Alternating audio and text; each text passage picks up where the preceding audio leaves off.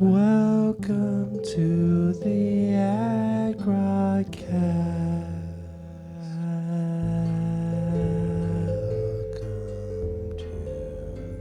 Welcome to the Adgrodcast. I'm Adam.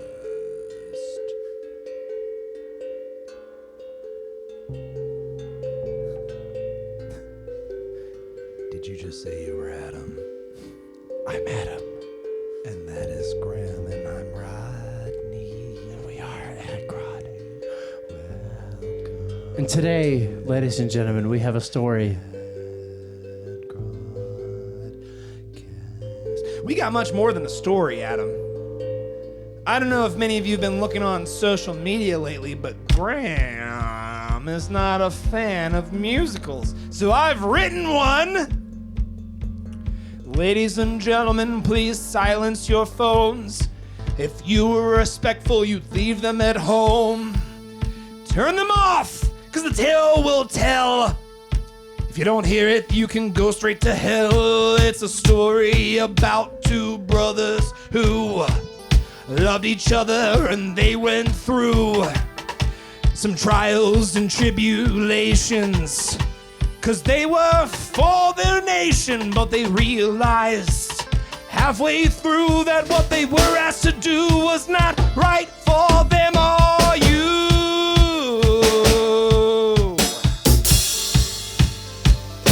Lucky for you, I'm just the introduction guy. But make sure you turn off those cell phones and listen, 'cause I have a tale to tell. It's about the Manchego. Sorry, I just got the script. The Manchego Brothers.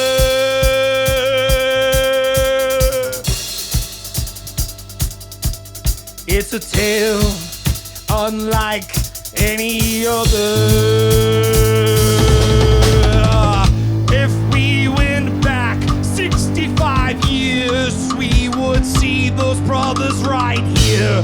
Let me put you in the place. Let me put you in the space. It is the 1935 World's Fair. Let me take you there. Sir, I said silence your cell phone. Oh.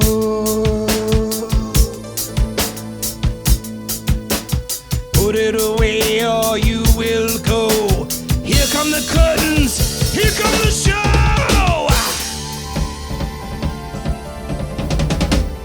Welcome to the 1935 World's Fair, where all of the most brilliant scientists are here and there to show off their inventions. Let's go over here to a little stand with the Manchego Brothers. Hello, sir. What's your name? Well, hello. I am Charles. Well, Carlos is my original name, but you can call me Charles. Manchego. And this is my brother, Earl Bradley. And we're here to show you our robots that we have made. You see right there, it's put together in a snare. There is a little tiny nut and bolt there that adds the arm to the body. And then you'll see that these robots, they can act just like you and me. But to not weird everyone out, I made a little dog and a cat, so you can see what they do. You can see when they look like that. Check out my robots. They're right on the table, and they're able to walk for a mile or bring you your cable or your newspaper that's outside of your front door. That robotic dog can bring you that and bring you so much more. Our robots are for your life. Our robots are for your wife and for your kids. And do your taxes. My word, I've never seen such a sight.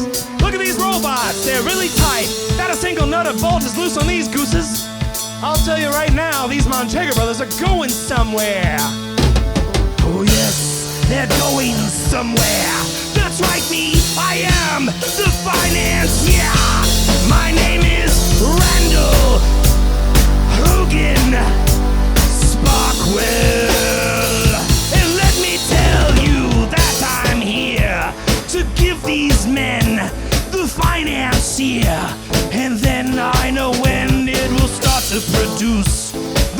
names that I use.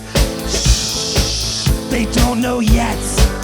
Hello, my name is Randall Hogan Sparkwell. It is very nice and gentlemen, I can tell you are two smart boys and your robot toys are gonna go somewhere cause they are the nation's choice. Gentlemen, I'd like to finance you in your robotic endeavors for the good of our Spanish nation. That's right, did I not mention the World's Fairs taking place in Spain? And then Earl Bradley looked at Charles and he said, my friend, we've been working on this for a while. Come on, man, let's get that money, let's get going. Let's make our robots and someday we will be showing how smart we are and how far we can go. We are ahead of our time, so far that we don't even know.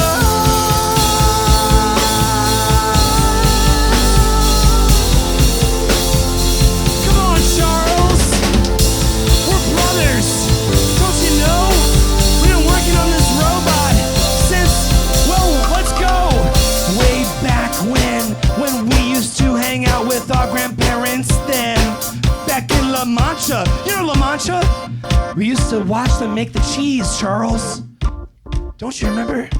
Grandpa and Grandma making the cheese and our little rat friend Enrique?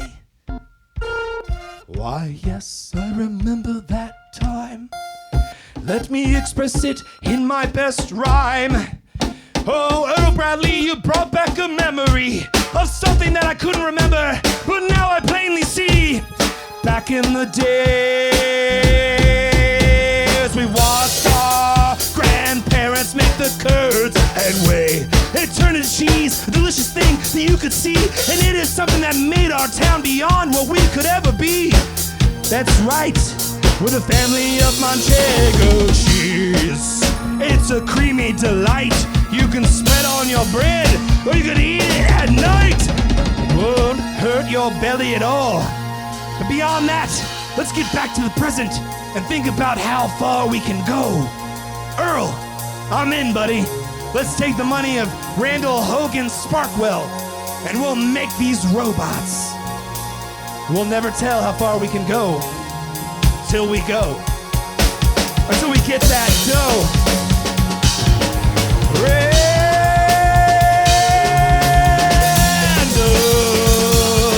I accept your deal, cause it is real. Randall,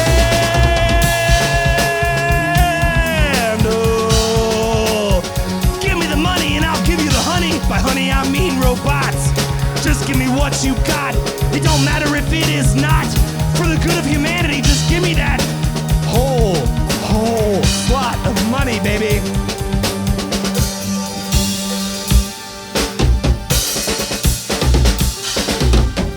So a well-financed Manchego Brothers, they got their laboratory and they got their plans together. They started to put together robot one piece by one piece. At first, it started off with these.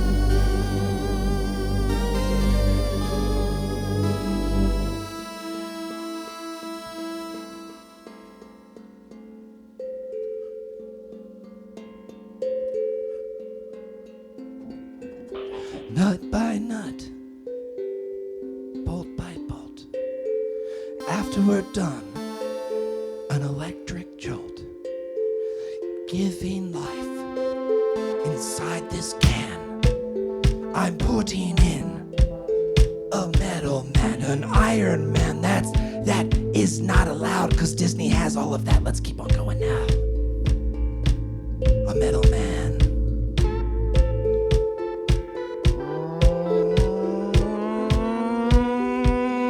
And I flip the switch, which turns this man's brain on, and he starts to go on and on.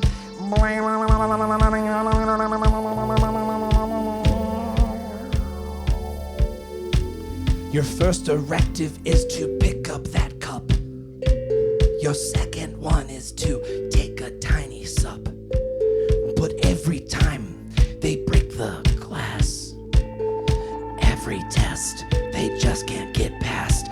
their directives are impeded by the things that keep them receding. It's a lack of consciousness. Oh yes, it's that. I know exactly. We'll get that. We'll put it inside the can, and then we'll make a bionic man. Yes. Earl Bradley knows what to do, so he starts going on through his mind in every plan, in every stand he finds. The only way to get the pay to make those robots save the day is to put inside a conscious mind. A conscious mind. Charles, what? I know how we can do it. We gotta take a mind and put it into it. That's the only way we'll make the robots save the day. Because everyone's got an emotional attachment except for these nuts and bolts. We gotta give it an electric jolt with a brain inside to make it ride to the end of the directive that we put inside. So now I know where to go. It's a soul soup kitchen, cause there are some people that no one will be missing. Ooh. Yeah, I got it. I got the plan. We'll take a brain from a man, electric jolts into a can. Oh! Well, this didn't sit right with Charles. And he thought, Earl, you've gone mad. Did you not listen to our grandma and our granddad? They said the best recipe was to let things sit, and you will see the true answer. Don't try to shoehorn it in, cause if you try to put a man's brain inside of a can, he might freak out. It won't work out. What are we gonna do if he starts to digitally scream and shout? Oh my God, what can I say? How can I make Earl Bradley not think this way? Not think this way. So I went for a walk, and I had a talk in the park, and then I thought maybe it's getting kind of dark. But then I saw this beautiful lady started to walk to me. And I said, pardon me, ma'am, but I see a puddle in front of me. So I took off my jacket and I put it on down so she could walk across like it was some cloth ground. And she looked at me and said, you're quite a polite gentleman. And I said, ma'am, could I get your name? And could I put it in my tiny black book? Well, I know that's not what you think it is, because I've only got my mother and my sister and my dad's numbers. I hope to put them in. I hope to love her. Oh, girl, will you go on a date with me? Yes, I will. Cause you seem like a gentleman. Why don't you take me out to a place where we can sit down and have some coffee? Or maybe a latte. Well, my favorite is cappuccino. So that's where we went. That's where the next 30 minutes were spent. I realized that this gift was from above, and I fell in love, and I started to talk, and after those 3 caffeines, we started to walk, and she looked at me, and she started to stalk my mind, and she could see that I was about to walk into a war machine. You know, Franco and his fascists are gaining speed. What kind of work do you do? And I started to lead on the corner, and I told her about all the robots I made, all the things that I shoot inside a mechanical can with my brother Earl Bradley. And she looked at me so damn sadly, and she said, I know about this Randall Hogan spark. Well, he is gonna send your soul straight to hell. He is a war financier. Don't you worry, because he is not anywhere here. I'll whisper to you, the things that you do are not the right for me. you that gonna hurt all the Jews. Do you not know that Franco was taking robots into a show for war to fight off all the allies, fight for something more that no one needs, doesn't want to buy in the store? That's fascism. That's fascism. I'm not talking about fashion. I'm about fascism.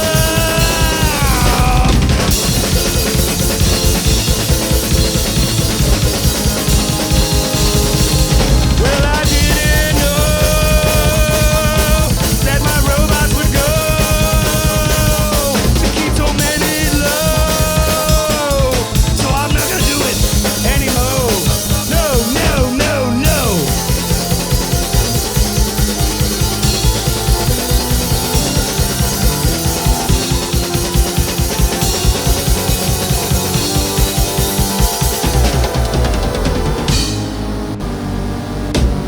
I made my way back to the laboratory that day to speak to my brother, E.A.R.L.O. Bradley.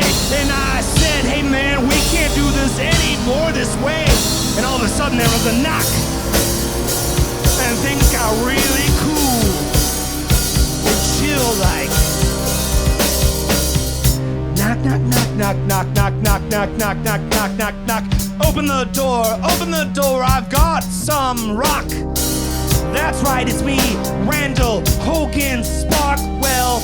I'm here to tell you something else that you didn't know so well. Guess what? Franco wants to buy your robots. Did you know that? Did you know that? I didn't want to tell Randall Hogan Sparkwell that I already knew about Franco's plans, because I learned them from one sexy woman. But Earl was on it. And he said to Randall Hogan Sparkwell, let me tell you of the plans, things that we've done well. There's a robot can, but we really need a man. What we've been doing is taking rats' minds and putting them inside this can. Just these little tiny rats. Well, they're made of bolts and nuts, and they weren't all of that. They were organic matter, but instead we put them in there. And now they're walking around just with metal, no hair. That's right, these rats, they still want to eat the cheese, cause that is the thing that's in their mind they need. So well, we're gonna put the man inside the can and send those allies straight to hell. No, no, Earl Bradley, why? We used to be so close, brother. Why do you feel this way? Why can you not see another way that we can be here, that we can stop Franco and all of his terrible gear and all the awful fascists that want to go there and send people off and burn their hair? Oh my God, Earl, come on, man. You know what? I gotta go from this land for just a while. So I left, and I never dialed my brother. I don't know what he did, but I went off to the land of America and Alaska and Canada and Mexico. I traveled the world. There is nowhere that I've ever not been. I've always been there. I've been on every land. I've seen every man. I've shaken the hand of all the women and children. I've learned so much. I got in touch with the people around the globe. Now I've returned back to Spain so I can share with my brother what I've learned. Knock, knock, knock, knock. Yo, Earl, it's me, Chucky. That's right. Spent some time over in America, now I'm Chucky Manchego. You ready for this, bro? Yeah. You've been fed a lie by a bunch of spies, a bunch of Spanish people that don't know why America's pretty cool. They're trying to tell you something different in the school. Cause Franco and his fascists are trying to dash all your hopes. You won't go to the place of the red, white, and blue.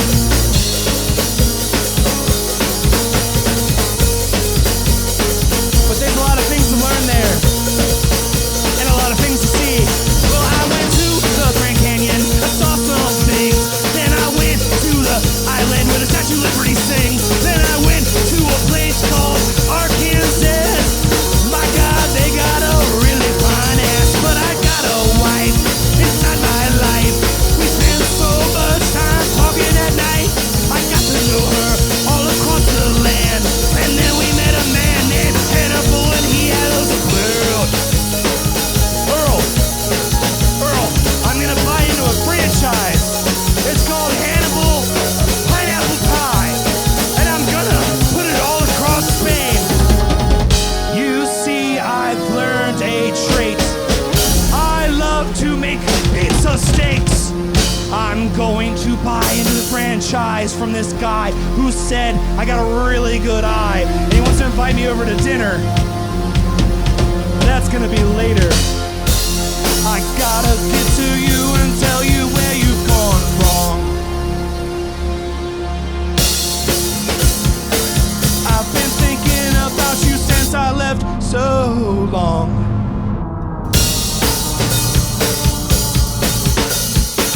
What you're doing, it makes no sense. Just come over to the States and make some sense with me.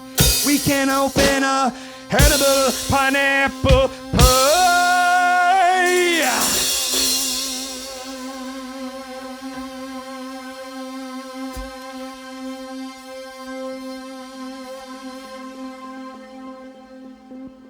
No, brother. I've gone too far. I'm too deep. I've put too much time in. You see, it first started with rats. And then it started with people that didn't care about. I took their conscious mind and put them in a can. But that wasn't enough for this science man. You see, I had to do me. So I put myself into a cybernetic city mentality. I'll live forever. Well into 2003.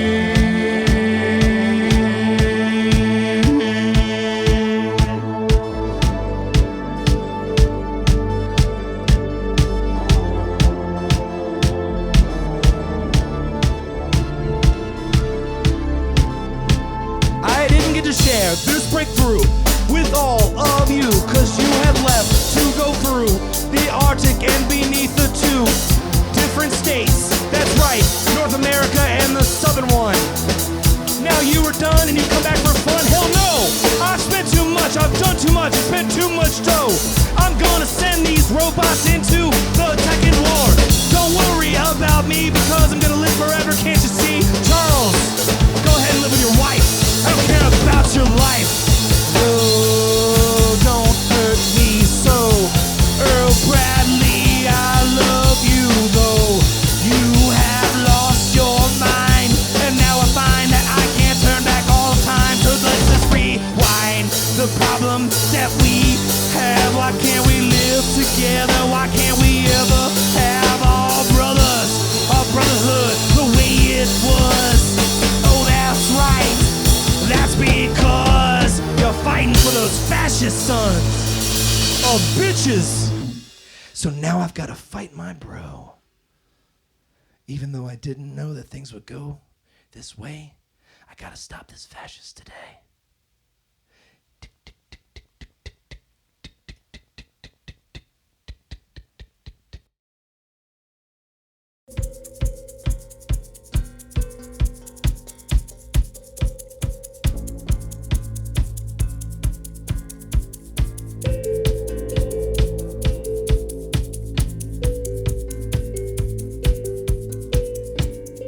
Ladies and gentlemen, return to your seats. The lights have flashed. It's time for the second half. If you notice, it wasn't over before the episode you heard. There's so much more to tell, that's right. It's me, your intro man, and I'm back to start the story again. Let's do a little quick recap. We have the Manchego brothers. They're brilliant inventors from Spain, and they were featured at the World's Fair until that financier came.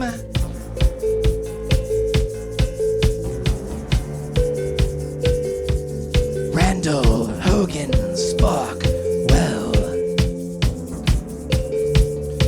and sent their dreams into hell. Let's pick up where we last left off. It seemed like the brothers were gonna have a face-off.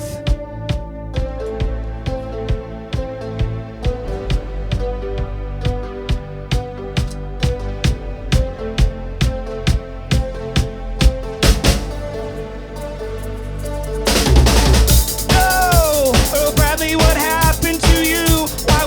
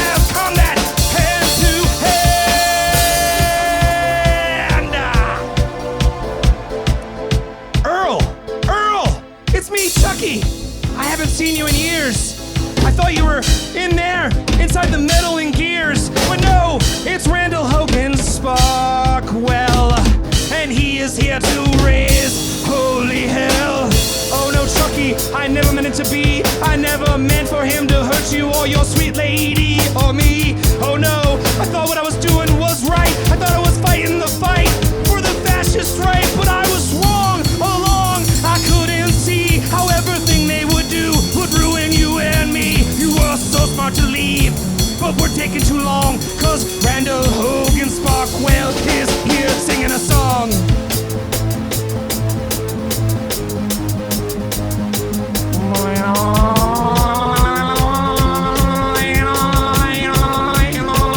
Full charge, powered up.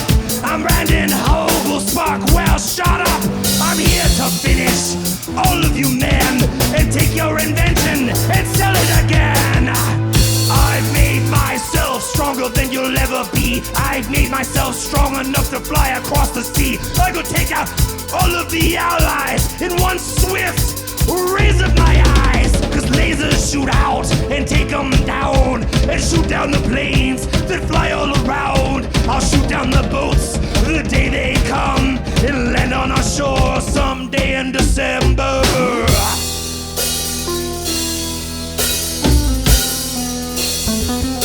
And I thought this was the end for me, Chucky, and my sweet lady. But then Earl Bradley, he jumped on that fiend, and he held onto his mechanical neck. And he started to swing, and he started to whack the robot, Randall Hogan Sparkwell. He hit him a lot.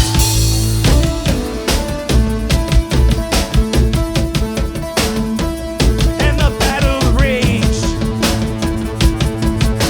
What felt like a nickel age. The battle went on, and the battle it raged. What could I do? I stood there in fear, didn't know who the hell or where to steer. I looked at my brother right there, and the path flew by. I saw my life flash before my eyes, but then I realized what I must do. I had to stop that man from hurting all of you. So I took myself, I took my brain, I put it inside of another tin can. And I started to tinker.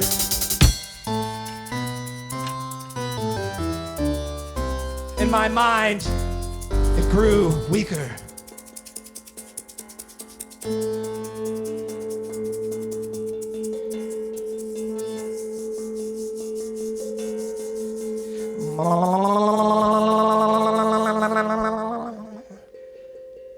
What? Where am I? Oh God, oh God, oh God. That's right, that's right, that's right. I've gotta stop this uneven fight. One step after one step. Just let all of the synapses connect. I am Chucky!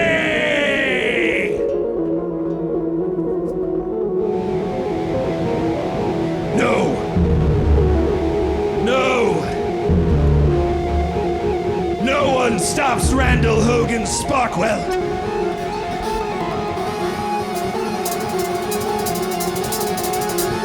And the battle raged on, and the two robots fought on. They fought each other as hard as they could. They hit each other and banged on their hood. They threw them through walls, they threw them through towers. They used all of their robotic kinetic powers. They shot out lasers, they shot out tasers. The battle seemed to go on for days and days. Earl Bradley sat in shock. What could he do? He didn't have a robot body to put himself into.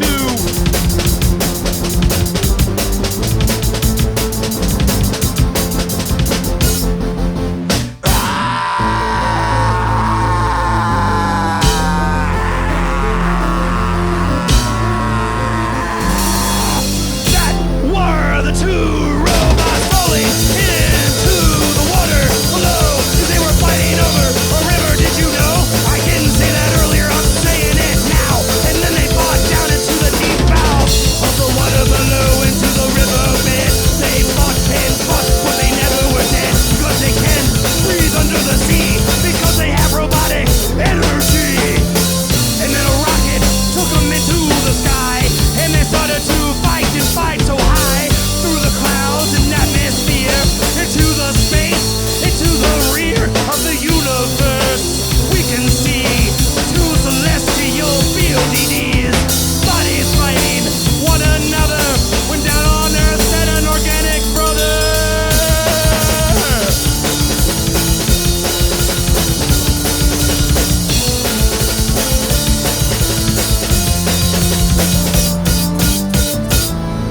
Earl Bradley sat below, wondering what else he could do.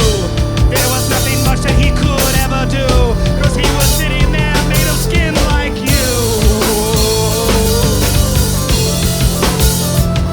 Skin like you.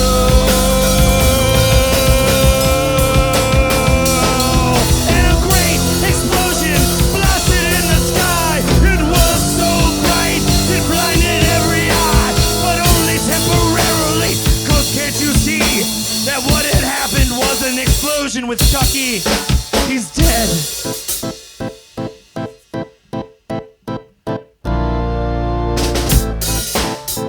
Oh no.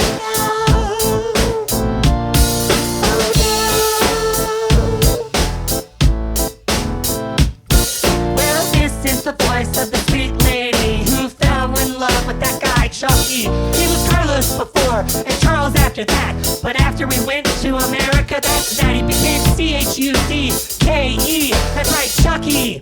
Manchego. And didn't you know we got married, and that makes me a Manchego. How could I ever live? I'm about to give birth to a baby. It's not a maybe. Did you not notice this hump and this bump in front of me? Well, that is a B-A-B-Y baby. That's gonna come out in a month or two. What are you gonna do, oh Bradley? Are you gonna take care of me? I guess I have to, 'cause I am the brother, and you don't have any other than me. Earl Bradley, I'll take care of you and that baby. We're gonna move to America soon, maybe somewhere in the NYC, or maybe in the Minnesota area.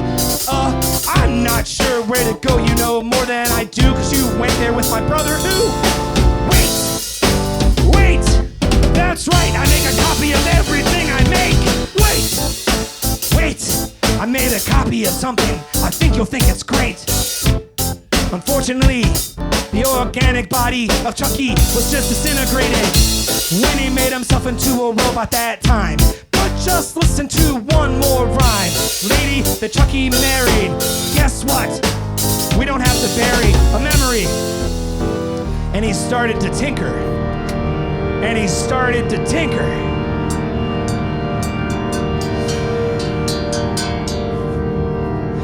He started to tinker less lazily than that.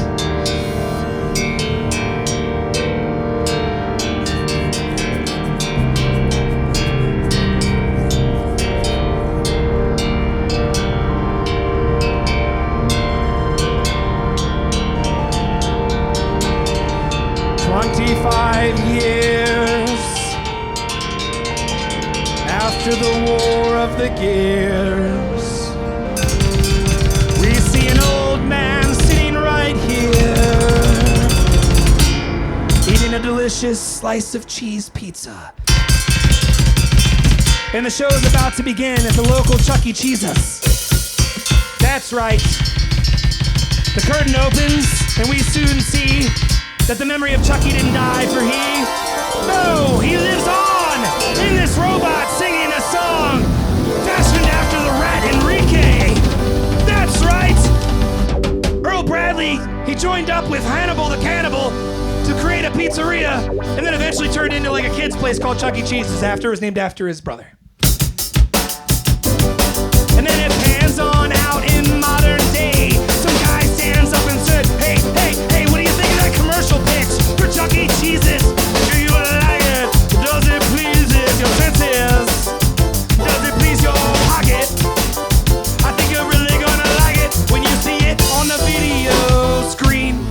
'Cause you know Hamilton's a thing, and everyone's really into musicals. Did you not know that? So let's take advantage. And we're gonna make a musical commercial for Chuck E. Cheese, and it's gonna be hysterical, and it will please all of the kiddies, and they're gonna look at the parents and say, please, please, take me to Chuck E. Cheese. Take me to Chuck E. Cheese. I wanna play in the ball pit and eat the pizza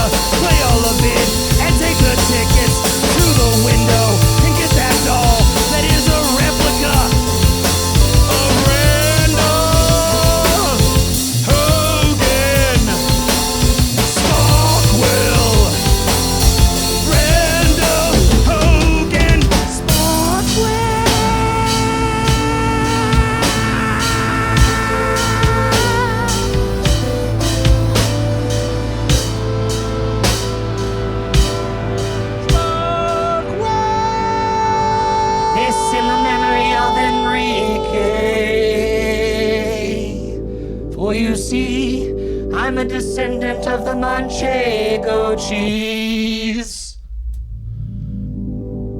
And I opened up an advertising business. So that I could keep the memory.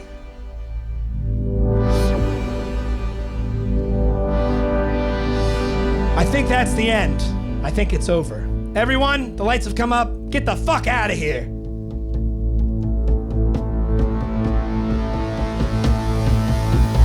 Give us a Tony. Can't you see that this is the best musical on TV? Everything is seen on a screen, cause no one wants to go out anymore because it's obscene.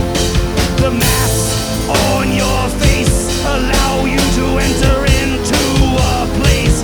Do you remember when they made it so that you had to wear pants on your below?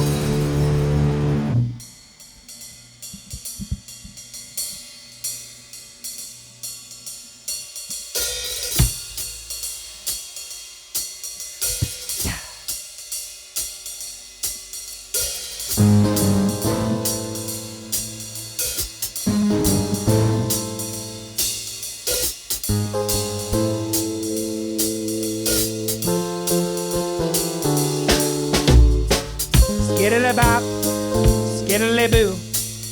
What do you do when they don't want to serve you? When you breathe, put on a thing, it's called an mask. It saves you and me. Don't ever walk into a store if you don't have something over your whore mouth.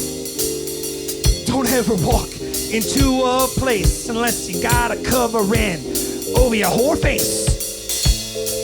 That's right, you need them in tight to keep the respiratory droplets in, so that someone doesn't get sick and the COVID-19 starts to begin. It takes root inside of you, so that's why you gotta be cool and wear a mask too. It's not for you, it's for them, all women and men, and the little tiny children, so it don't give it to them.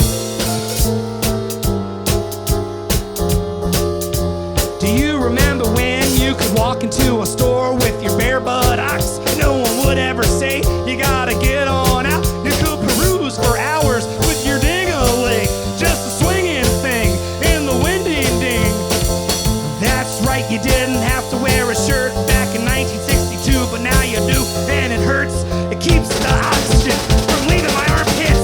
I'm not operating every example that I could be in. You gotta see the sweat all over me. If I didn't have this on, I wouldn't be glistening. Don't make me put on pants, don't make me wear a shirt, don't make me wear a mask, cause it really, really hurts. My oxygen levels have fallen 4,000. Before then, it used to be 5,000. Now I gotta put a mask on, cause I got a task on me. They just take away my freedoms, can't you see? No! Fuck you, man. Listen, just fuck you. Put on a mask, it's easy to do. You just have it on when there's more than two inside a Target or a Kohl's.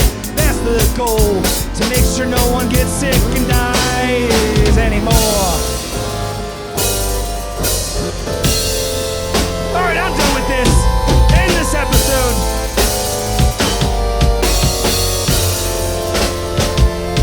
Adam, end the episode, please. I never forgot about the fucking squirrels, Adam. This guy's over here eating Brunswick stew made of squirrel that you see when they're jumping from tree to shining tree. They're picking up the nuts for the winter green, and they're saving them until Adam's so obscene. Grabs him by the tail, they scream and wail. He puts them in a bucket, he puts them in a pail, puts some water in and turns the heat up, and then it starts to boil, and he draws a cup of the Brunswick stew, the original stew that they used to do in Brunswick stew. Ooh, ooh, ooh, ooh, ooh. Hang on. This whole fucking thing was your idea. What the hell? What the fuck? Why are you gonna make me stop? Why are you gonna make me stop? Why are you gonna make me stop when this was your goddamn idea? This whole goddamn thing was your idea. This whole episode, this whole concept was your idea. It was your idea. It was your idea. I'm just trying to make a commercial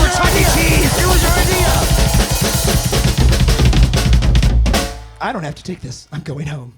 Eat a Chuck E. Cheese. Eat a Chuck E. Cheese. Sponsor us, Chuck E. Cheese! Hey, Adgrodians! Check us out on Instagram at AdgrodRVA. That is ADGRODRVA. Or on Facebook, just search Adgrad, or go to facebook.com/Adgrad.